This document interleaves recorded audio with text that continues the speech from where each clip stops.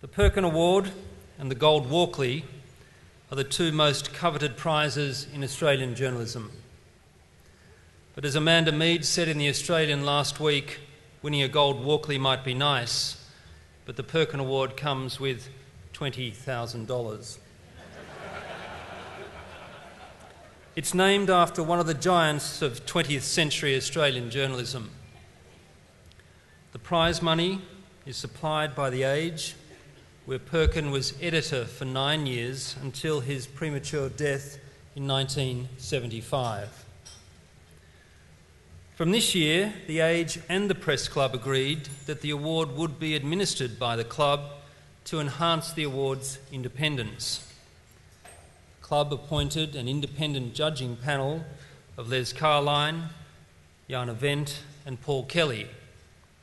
And at this stage, I'd ask Paul Ramage, Editor-in-Chief of The Age, and Les Carline to join me on stage to announce and present the award. The Perkin Award is given for journalism that is excellent, memorable and consistent with the Perkin style of journalism. The names of some of the past winners are thoroughbreds of our craft: Gottliebsen, Smark, Witten, Burns, Waterford, Grattan, Kelly, Haupt, Carline, Rule and Sylvester. For the first time this year, the award has been open to television, radio and online journalists, as well as print. To announce the winner, please welcome the chair of the judging panel and the 1993 Graham Perkin Australian Journalist of the Year, Les Carline.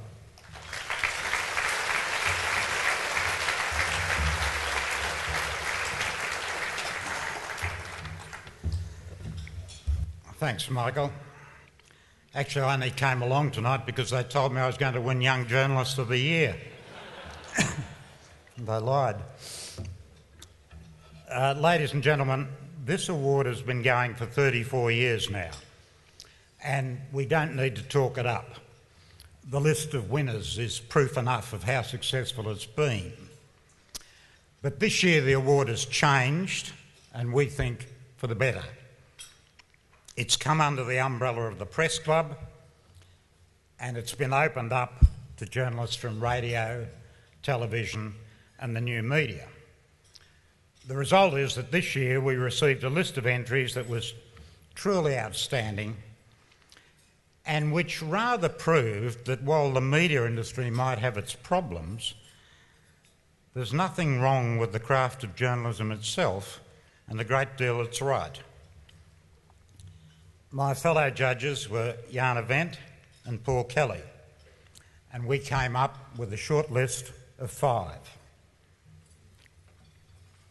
Jane Cowan of the ABC,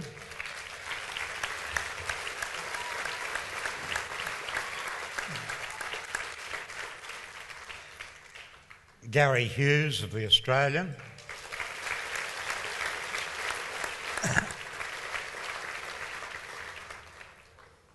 Karen Kassane of The Age,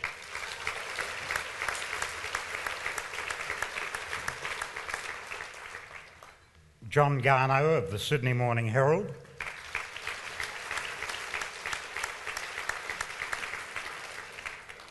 and Tracy Grimshaw of the Nine Network.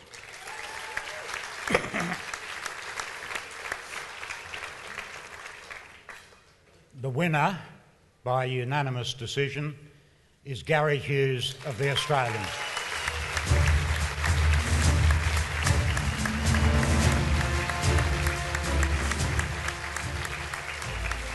Gary's story of how he and his wife survived the Black Saturday bushfires is proof that journalism, in its better moments, can be a great calling. Gary watched his house burn down. He and his wife came near to death. They lost just about everything they owned. Yet that same night, Gary wrote a 1,600-word piece for The Australian that put smoke in the nostrils of readers and weight in their hearts. The piece had shape and style, the writing was effective but always cool and spare. There was not a sentence that needed to be read twice. The story ran in the Times, London, and other papers around the world. Here was a journalist calling on everything he'd learnt in 35 years in the craft. And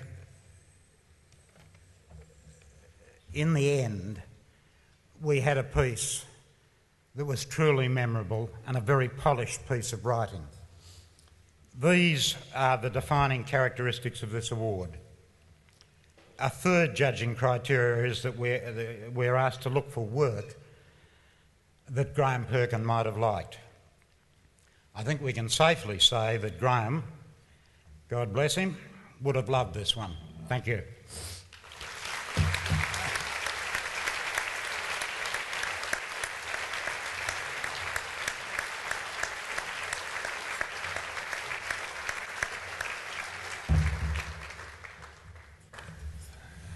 Thank you. You understand when I say that I accept this award with deeply mixed feelings. On the one hand, it is a very great honour and one that I greatly appreciate. On the other, it comes out of great tragedy.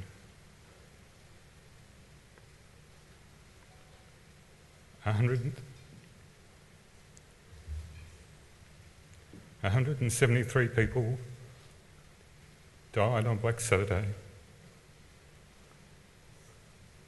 Some of them were our friends and neighbours. More than 2,000 families lost their homes and everything they owned. We were only one of those.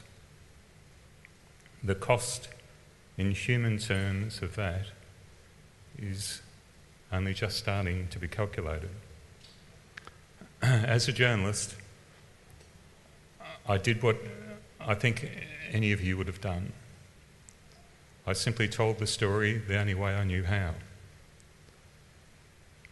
It was both the easiest and the hardest story I have ever written. I still can't say to this day that whether it's good or bad. I haven't been able to reread it.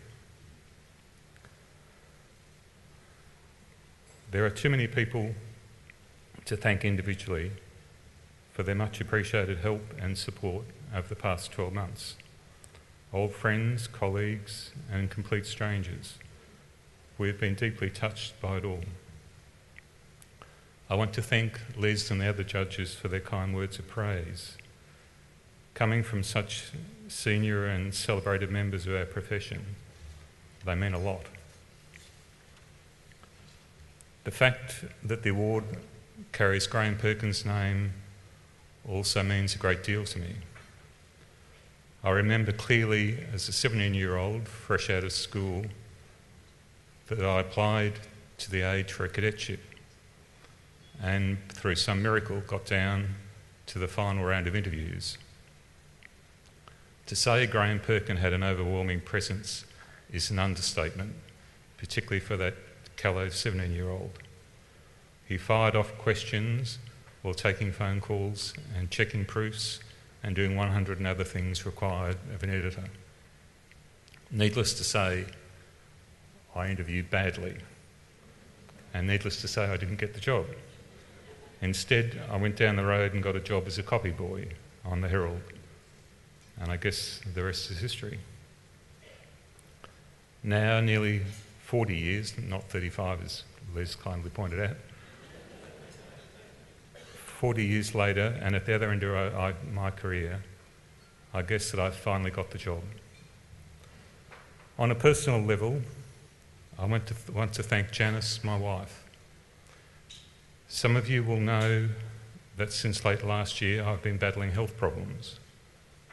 Since then, and throughout the past 12 months, Janice has been my tower of strength, my one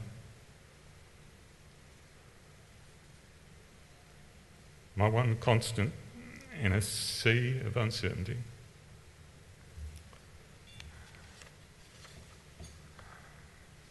Thank you.